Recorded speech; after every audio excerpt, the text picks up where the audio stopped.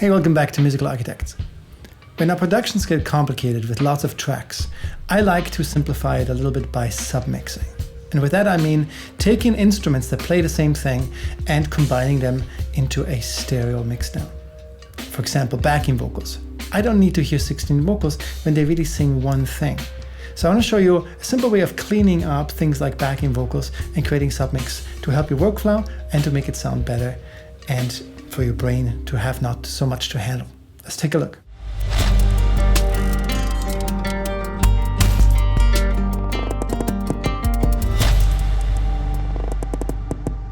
I'm going to use 2 backing vocals here as an example, but you can do this with 8 or 10 or 16 vocals that you want to submix. Why do we submix backing vocals?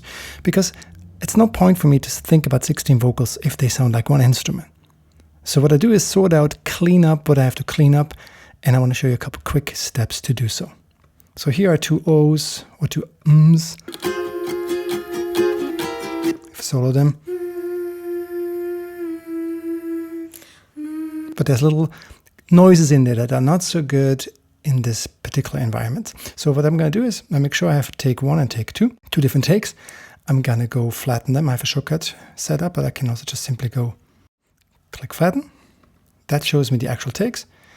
And then instead of cutting 4 times and then cutting out the noise, I'm going to use a little shortcut. It's probably the only time I use the scissor tools. If I grab my scissors, so T for tools, scissors, I hold down the option key, the little plus sign appears. And if I hold down option, I cut exactly on the bar into 4 segments with 1 cut. T twice and you're back to.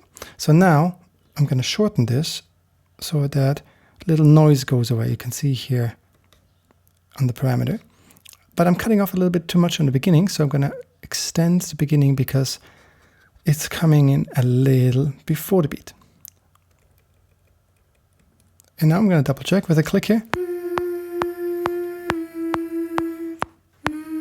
Seems a little late. Because it's such a sustained note, I can easily spot this and move this over here. That should be better.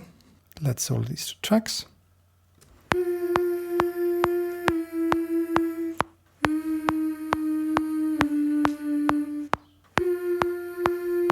And since I had the singer sing twice the same phrase, I can actually make 4 out of these.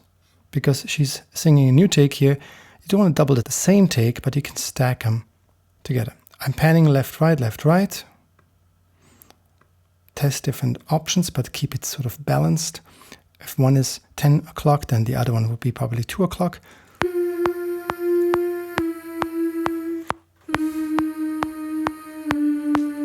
Okay, so all I do is here have them all highlighted, create a little fade in and fade out with Control Shift and drag over it.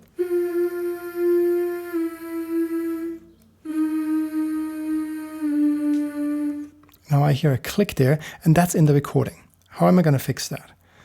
All that stuff has to be fixed if it might be apparent in the overall mix. There it is. I could try a plugin like a declicker, but another way I can do it, because it's a sustained note, I could take this in no overlap mode and duplicate it. So now highlight it, create a really, really short fade. I can hear this transition a bit too much. And just find that perfect. And that should be not audible in the overall mix of all the backing vocals. Perfect. I sent these to a bus. They're all part of this track stack called backup bus. And on that bus, I'm going to add a bit more effect, like a little compression, a little bit of a reverb, and so forth. I'm going to submix them. I'm starting a little earlier. If I start at 21, I cut off the beginning. So I'm going to go bar before and bar after. It gives me a little bit of. One more double check, and then I'm going to go Command B and bounce it like a mix, but solo just those 4 tracks.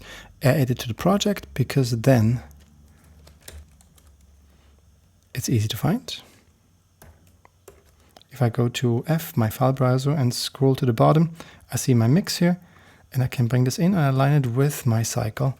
That's the length that I bounced. I usually Option C, color them so I can easily find them later on, and mute the ones that I submixed. So now I have one file, and that could be 16 vocals submixed. I can turn off my bus effects now because I already mixed them with bus effects. I can now, because of a little bit of compression, probably use less volume and still make them really nicely sit in the mix.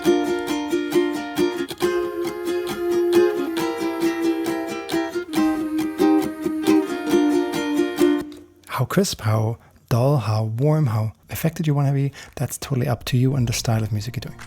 But this way, in the end, I can turn these off. I could even go H, hide, and make sure they're all M muted, and then later on hide them. If I ever need to go back, I click H and I mix them again if I made a mistake or something, if I want more volume or less effect. But this way, I only see one track and my brain is less confused. In the end, I might have a bunch of submixes, but it's going to be much easier than having dozens of tracks.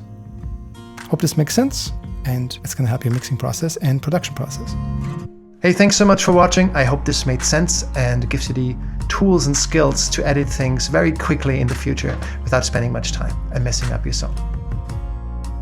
If you want to dig deeper, feel free to check out my Udemy course, where I start from the very beginning of writing a song to the end of production and take you step by step through the process. Thanks so much and have a great day. No matter what, stay unapologetically creative.